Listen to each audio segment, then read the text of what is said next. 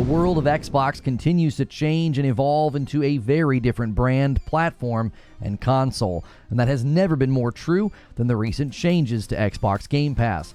It is clear that we are entering into a new era for one of the central pieces of the Xbox brand. One of the main ways that Microsoft has promoted their platform and subscription service has been with sayings like day and date or play it day one with Game Pass, and that will only apply to Game Pass Ultimate after September, as the day and date feature is no longer offered for the standard tier of Game Pass. So the marketing of play it day one on Game Pass now only really applies to the most expensive package or the PC version.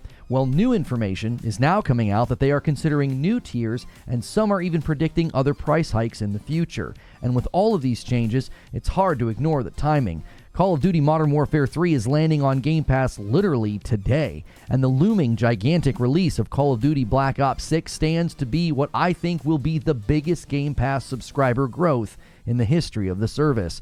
So the future of Game Pass is here.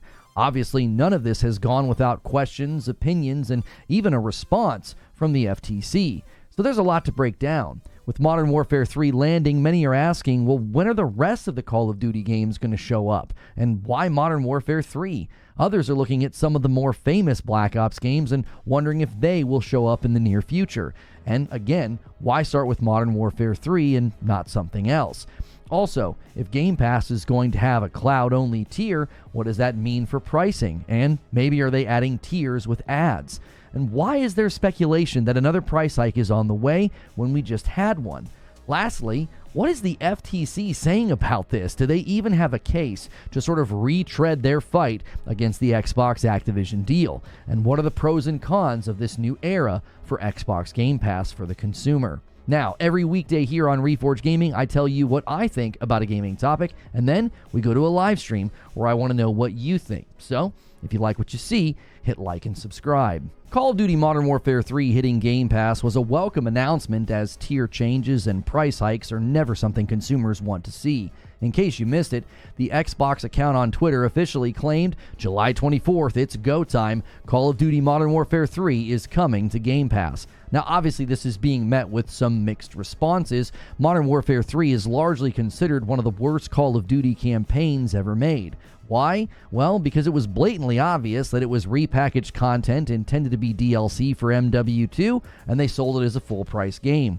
The open combat missions were clearly slapped together and utilized as padding, and the critical acclaim was abysmal. It's currently sitting on Metacritic with a 56, 58, and 61 across all three platforms. It has an embarrassingly low score on Xbox, sitting at a 48% when you go to the Xbox store and you toggle over to reviews. So, needless to say, the Xbox audience is not exactly celebrating this as much as they would some of the other more beloved Call of Duty titles. But a pretty solid theory emerged as to why they were doing this and why it's landing on July 24th. Call of Duty Warzone and Modern Warfare 3 Season 5 is releasing on the same day. So this could be a great test run to see just how much money can be made from putting Call of Duty on Game Pass when folks could buy a Battle Pass or other microtransactions. Now, another theory that I threw out there was pretty simple. They want to make it really hard to cancel Game Pass. In the wake of price changes and tier changes and moving day and date to Ultimate and PC Game Pass only, they want to give people a reason to stick around. And while Modern Warfare 3 might not be the strongest motivator, it signals the expansion of the Activision Blizzard Game Pass era. Diablo 4 already landed on the subservice in March, and that game continues to deliver very well-received content. And MW3 brings with it the expectation of potentially seeing more Call of Duty games hit the service. And honestly, I think that could be the plan. I could see them utilizing Black Ops 1 and Black Ops 2, especially because of their popularity. I still think that Black Ops 1's story is one of the best in the franchise, and I also think that Black Ops 6 is going to be a return to the epic, cinematically driven Call of Duty campaign. What better way to set up the runway for Black Ops 6 than putting some of the fan favorites on Game Pass? And also, what better way to make somebody justify a $20 a month Ultimate subscription to get Black Ops 6 when it releases in October? It obviously is not a coincidence that all the changes to Game Pass are taking place right before the next Call of Duty releases. Likely a strategy to push against those planning on churning and burning. Many want to grab the sub-service just to play the campaign, and then a little multiplayer, and then just cancel. Well, it will be a lot harder to do that if you feel like they're going to be adding Call of Duty titles throughout the year from the old catalog. But the changes to day and date and pricing are apparently not the only changes coming to Game Pass. It's no secret that Xbox would like to branch out into other avenues. They recently partnered with Amazon to offer Game Pass Ultimate and cloud gaming through select Amazon Fire Sticks, and the marketing stated, "No console required," which is not the first time Xbox used this slogan. Prior to Starfield's release, there was the infamous Samsung TV ad, and it caused quite a stir with the Xbox loyal because it said the same thing, "No console required." Some see this as a great move for the brand, allowing them to expand into areas and reach a consumer base that largely pays little attention to gaming. It also allows existing gamers and Xbox Game Pass subscribers to have more points of contact with the subservice and the ecosystem, making it harder to cancel or walk away. But others have seen this as a negative. They see this as a further deprioritization of the consoles, as well as the console consumer. And if you're a big fan of Xbox, it's guaranteed that you probably got there by playing on their console. And with this push into taking the brand, the ecosystem, and Game Pass into new territories, they are apparently looking into a cloud-only option for Game Pass, along with a tier that would include ads. Jez Cord at Windows Central recently wrote an article titled, "What's Next for Xbox Game Pass? Cloud-Only Tier, Exploring Ad-Based Tiers, and the Return of the Family Plan." And in it, he talked about the growing pains of all subservices, which no doubt is measurable and true. Many reports are indicating that subservices are plateauing across the board, and the TV subservice market is in the beginnings of what looks like everybody merging together and pairing up because standing alone is becoming too difficult. Because of the growth challenges, he concludes that, quote, "For Xbox Game Pass, long-term growth may need to come outside the traditional home console, and cloud gaming may be one way to find those new-to-Xbox users Microsoft wants." And he agrees that the Fire Stick and the Smart TV that's one way for this overall strategy to take place. Basically get Xbox in more places, which potentially requires new plans for those potential new customers. And he has heard about such plans. Quote, "I've heard that Microsoft is working towards a cloud-only version of its subscription that would be cheaper and more approachable to buy than Xbox Game Pass Ultimate. This would be designed around users who simply aren't interested in buying an Xbox console, which could include competing console platform players. It could also be for users who don't like the upfront cost of owning any console whatsoever." So basically a lower barrier of entry for folks who are not currently in the market for a console. I'm honestly not sure how effective this would be, as those currently not in gaming via console or PC would be won over by cloud gaming or a cloud gaming subscription. Most of the data around gaming subscriptions seems to indicate that they are made up of those already spending a great deal of money and time on video games. So the price point would have to be somewhat low and the game selection very specific. Consumers who don't presently game may find a game like Starfield very daunting or a game like Call of Duty unappealing, but games like Forza and Flight Sim may be perfect. Something more laid back, more casual, and it also can deliver a very good-looking experience. And certainly not something that is fast-paced or multiplayer-driven, because cloud gaming would likely not be the best avenue to play those games. But what about Game Pass tier that would include ads or advertisements? Here's what the article had to say.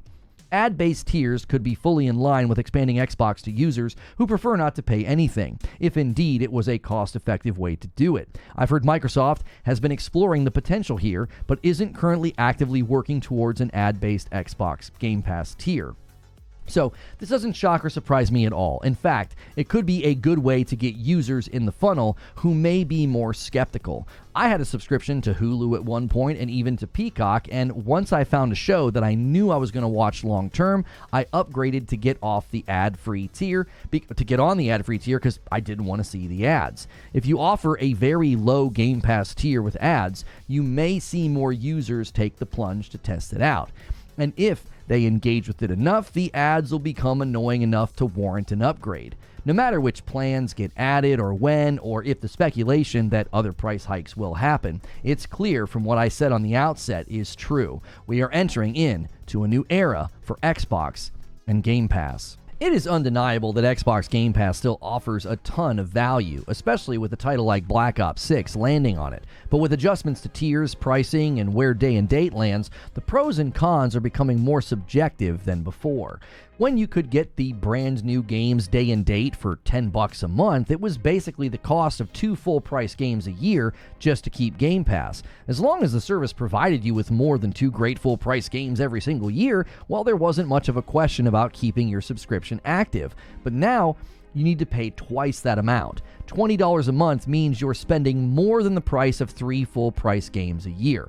This might make some consumers question the value of the service. You could spend less money, buy 3 big games a year at $70 a piece, and slowly build your library. After 2 years on Game Pass Ultimate, you've spent almost $500 and you haven't grown or established a game library at all. That's basically equal to 7 full-price games at $70 spread out over 2 years. And, as has both been stated by Phil Spencer and Sarah Bond, digital library continuity is massively important as well as backwards compatibility. Well, does that matter if you're basically renting games for years and years and not ever adding to a library at all? It's easier to justify doing this when the price and the deal was just too good to pass up. It becomes harder to justify when it's just more economical to buy a few big games a year and slowly grow a great library. In other words, there was a time where buying and keeping Game Pass was an easy and almost automatic decision. Now, not so much. And the FTC seems to think the same thing, and they're trying to argue that point. They have argued that as a result of the Xbox Activision deal, the Game Pass service has been degraded. And according to reports, Xbox has fired back. In an article from GameSpot entitled, "Xbox Fires Back at the FTC Claims That Game Pass Has Been Degraded," they reported the following. The U.S. government didn't let Microsoft buy Activision Blizzard without a fight, although the Federal Trade Commission's lawsuit to block the merger ultimately failed. Earlier this month, the FTC took aim at Microsoft again with a filing in federal court that claimed the new Xbox Game Pass tier was a degraded product. Now Microsoft is firing back. So, what did Microsoft say? Well, thankfully GameSpot gives us a shortened version. They said this. The short version is that Microsoft acknowledges the new Game Pass standard tier is more expensive than the discontinued Game Pass console tier, but it also offers multiplayer functionality that was previously sold separately. Additionally, the company argues that Game Pass Ultimate's price increase is justified because more new games will be available day and date on the service. Listen, I've got to say here, I don't think the FTC has much of a case. The market has clearly demonstrated that all subservices are going through price changes and tier adjustments happen all of the time. Now, obviously, the timing of these changes right before a major Call of Duty releases is not a coincidence, but I don't think they will be able to argue that consumers have been harmed in direct relation to the merger, even though I agree personally that this deal has not been good for studios. They're getting closed down. It's not been good for employees. They're getting laid off. It's not good for the consumer. You're getting less and having to pay more, okay?